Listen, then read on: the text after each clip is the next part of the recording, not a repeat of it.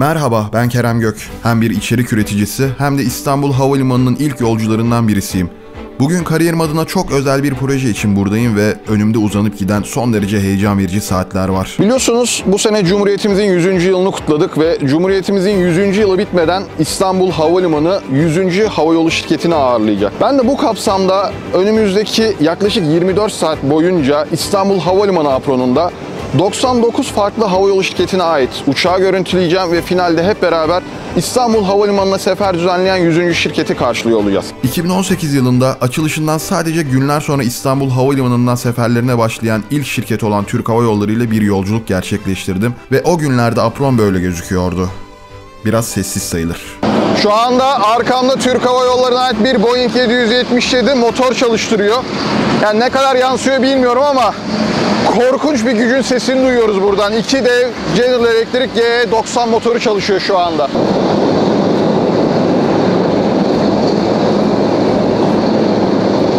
Nisan 2019'da tam kapasiteyle hizmet vermeye başlayan İstanbul Havalimanı, Türkiye'nin dünyaya açılan kapısı olma yolculuğuna 61 havayolu şirketiyle başladı. Açıldığı günden bu yana 250 milyondan fazla yolcu ağırlayan meydan, şu an Avrupa'nın en yoğun havalimanı konumunda. Terminalin büyük camlarından dışarı bakarken, İstanbul Havalimanı apronunda 100 farklı havayolu şirketine ait uçak görebilirsiniz ve dünya üzerinde bunu yapabileceğiniz çok az havalimanı var. Ben de gün boyu elimde kameramla farklı şirketlere ait uçakları görüntülemeye çalışacağım. Evet, biraz heyecanlı oldu ama yetiştim.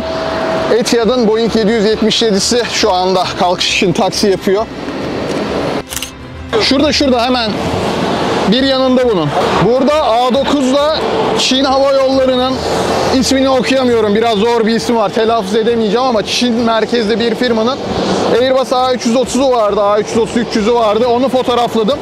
Hemen iki park pozisyonu yan tarafta Özbekistan Hava Yolları'nın bir uçağı var. Şimdi onu fotoğraflayacağım. Tabii bir yandan da İstanbul Havalimanı'nda operasyon devam ediyor. Böyle apronun kendine has bir kokusu vardır. O kokuyu burada çok net bir şekilde görebiliyorsunuz. Sol tarafımda Saudia'nın Airbus A330'u var. Sağ tarafımda da Qatar Airways'in Boeing 777'si var. Saudia birazdan ayrılacak. O yüzden çok bekletmeden hemen onu bir fotoğraflamak istiyorum. Daha sonra 777'yi fotoğraflayacağım. Birazdan Suudi Arabistan'a doğru yola çıkacak. Evet, Qatar Airways Boeing 777'si ile birlikte burada. Bu arada biraz fazla bağırdığımın farkındayım. Apron ortamı gürültülü bir ortam. Buradaki operasyon biraz gürültülü bir operasyon. Apron'da bir başka park pozisyonuna geldik. Burada Wizz Air'ın bir Airbus A321 Neo uçağı var. Hemen yan tarafta da Pobeda'nın, Rusya merkezli bir şirket, Pobeda'nın uçağı var. Bakın tam şu an üzerinde bulunduğum yerin altında bir yakıt tankı var. Buradan gerekli ekipmanlar bağlanıp uçaklara yakıt gönderiliyor. Hazır apronda böyle ufak tefek detayları da görmüşken. Bakın şu an arkamda bir Air uçağı var. Uçağa yakıt pompalanıyor. Şu an yakıt ikmali yapılıyor ve ARFF de bu işleme refakat ediyor. Çünkü uçağın içinde yolcu var şu anda ve prosedür gereği uçağın içinde yolcu varken yakıt ikmalini bu şekilde ARFF refakat ediyor. Burada da hazır canlı görmüşken bu küçük prosedürden, bu küçük detaydan da bahsetmek istedim size. Tam şu an durduğum noktada şöyle bir baktığım zaman Aeroflot'un bir uçağını görüyorum.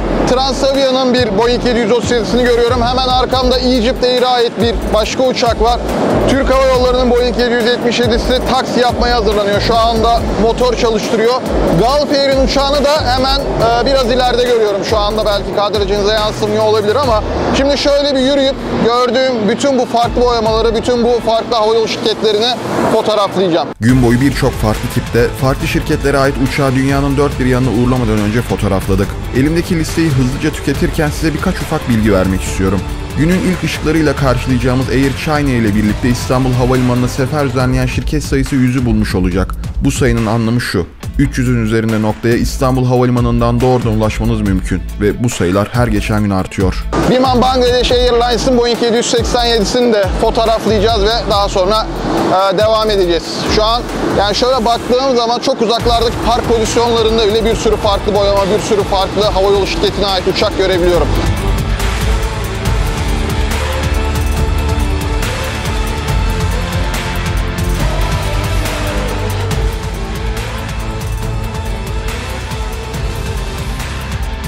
Airbus A310'un motorlarının müthiş gürültüsünü duyuyoruz.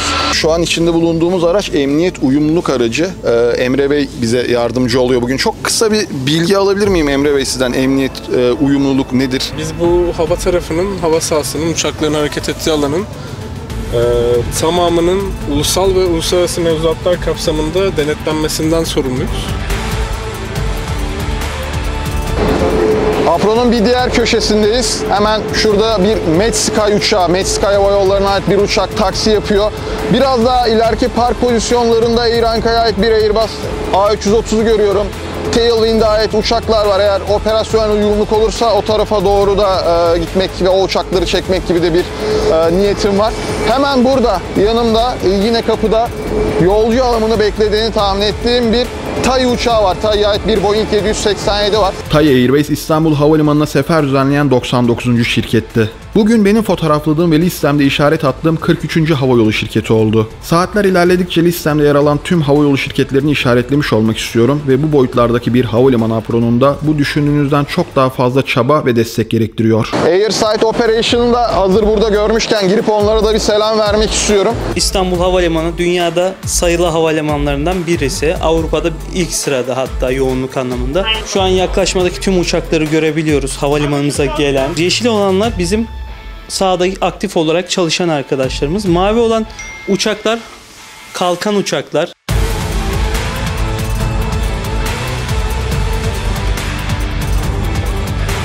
Önde Airside Operation'a ait bir Follow Me aracı var. Arkada Saudia'nın Airbus A330'u. Yine kendimi şanslı hissettiğim bir gün. Emirates özel boyamalı bir Airbus A380 ile gelmiş. Bu kadar renkli ve bu kadar büyük bir şeyi fotoğraflaması da çok zevkli oluyor. Emirates biliyorsunuz İstanbul Havalimanı'na düzenli olarak, tarife olarak Airbus A380'lerle sefer yapıyor. Ve A380 şu anda dünyanın en büyük yolcu uçağı. Yani dünyanın en büyük yolcu uçağını da İstanbul Havalimanı'nda görebiliyorsunuz. İstanbul Havalimanı apronunda görebiliyorsunuz.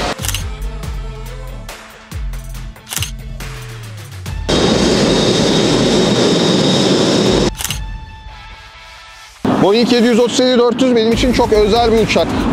Çocukken muhtemelen benim ilk bindiğim, hayal meyal hatırlıyorum ama ilk bindiğim uçak modeli. Hala burada görmek, hala uçuyor olduklarını görmek güzel bir şey. Burada Tailwind'in uçaklarını da İstanbul Havalimanı apronunda gördük ve fotoğrafladık. Charlie taksi yolu üzeri Charlie hizasında kısa süreli bir çalışmamız olacak. Herhangi bir pist ihlali yapmayacağız. Trafiklerin taksi olarak çalışma müsaadesi istiyoruz. Evet, Fly Dubai'nin bir Boeing 737 MAX uçağı şu anda.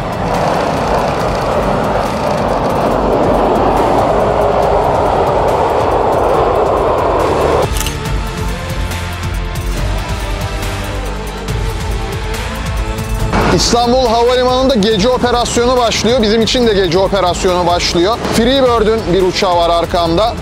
Türk tescilli bir Airbus A320'yi görüyoruz.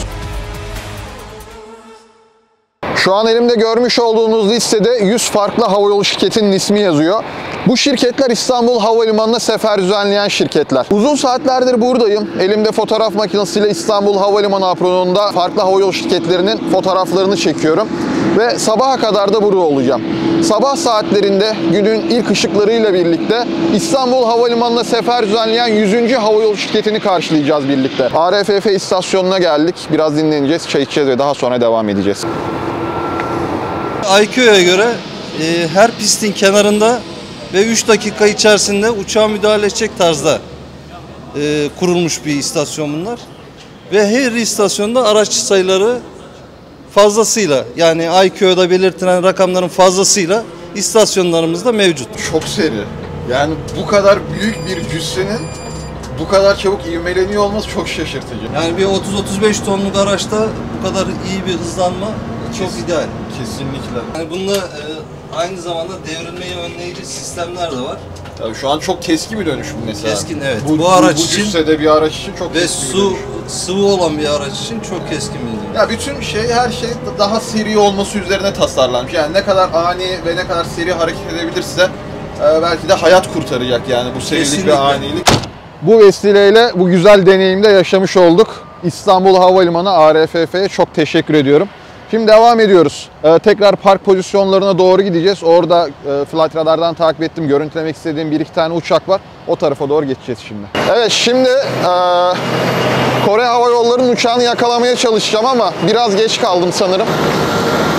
Yani çok istediğim gibi bir kare olmayacak ama en azından görüntülemek adına.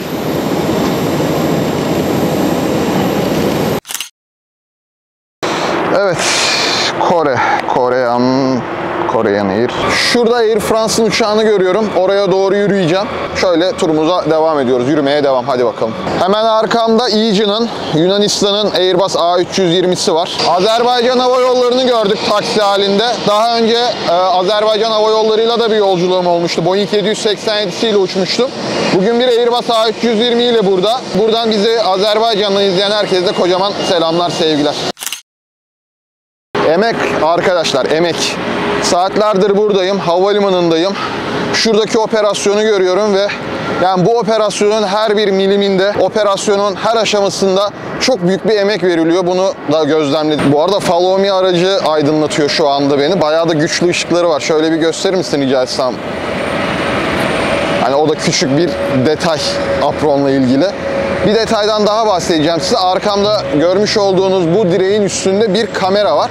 Ve o kameradan canlı olarak yayın yapılıyor. İstanbul Havalimanı'nın web sitesine girerek siz de canlı olarak bu kamerayı takip edebilirsiniz.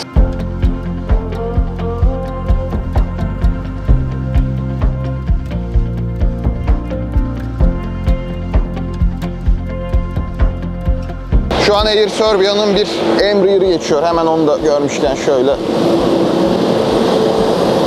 Hatta belki bu uçağı park pozisyonuna yanaşmadan önce çekebiliriz. Şimdi onun için yola çıkıyoruz. Fox 6 sağ. Şurada görmüş olduğunuz ekran BDGS isimli bir cihaz. Uçağın doğru pozisyonda durmasını sağlıyor. Şu anda evet. Air Serbia'nın uçağı park pozisyonuna doğru geliyor. Cihaz üzerinde şu anda kaç metre daha gitmesi gerektiği yazıyor. Şu an 15 metre, 14 metre, 13. 3 metre.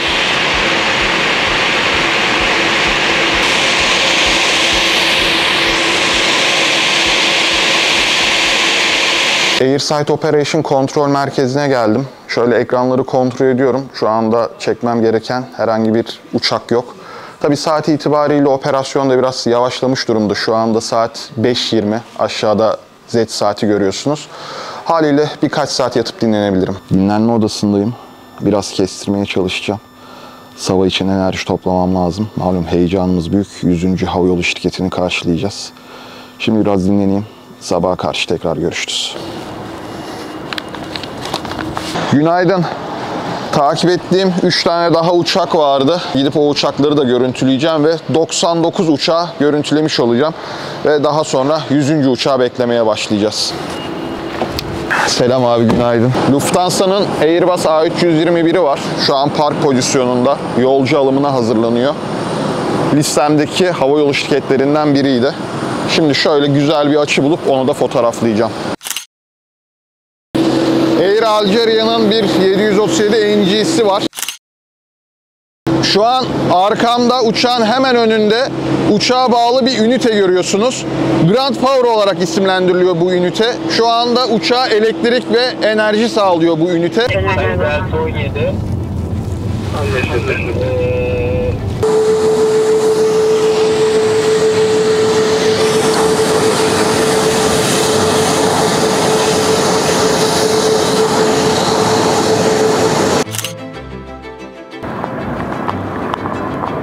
Havalimanı Operasyon Kontrol Merkezi'ne geldim. Çok uzun bir çekimin sonlarına doğru yaklaşıyoruz. Çok yakında 100. Havayolu şirketi İstanbul Havalimanı'na iniş yapmış olacak. Hangi piste inecek, hangi kapıya yanaşacak bu tarz detayları öğrenmek için buradayım. Burası havalimanının beyni ve kalbi. Havalimanı operasyonu ile ilgili bütün detaylar buradan takip ediliyor, buradan yönetiliyor. Şimdi burada biraz önce bahsettiğim detayları öğreneceğim ve daha sonra aprona geçeceğiz ve İstanbul Havalimanı'nın 100. misafirini karşılayacağız.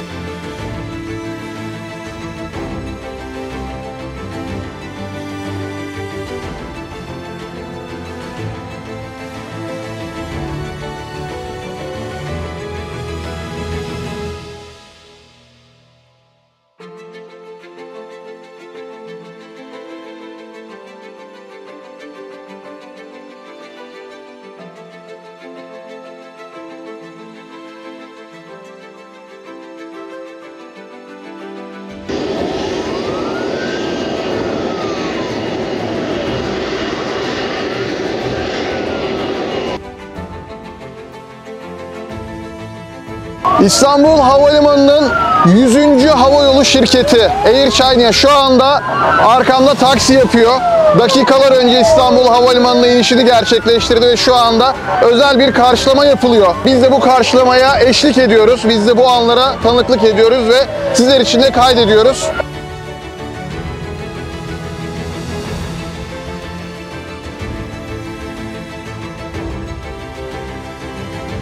Terminale çıktık. Şu anda yolcular iniyor. Bugün Cumhuriyetimizin 100. yılında İstanbul Havalimanı'nın 100. havayolunu ağırlamaktan çok büyük mutluluk duyuyoruz.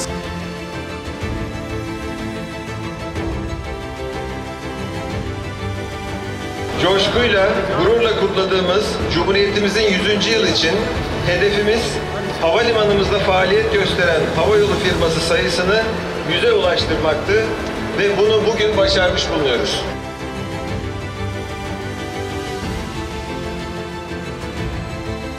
Elimde görmüş olduğunuz bu liste çok büyük bir emeği temsil ediyor ama asıl emek bu uçakları fotoğraflamak değil, bu uçaklara burada, bu meydanda hizmet vermek. Daha gidilecek çok yol, anlatılacak çok hikaye var burada. Umuyorum ki daha nice yüzlerde burada sizlerle buluşuruz. Görüşmek üzere. İzlediğiniz için çok teşekkürler.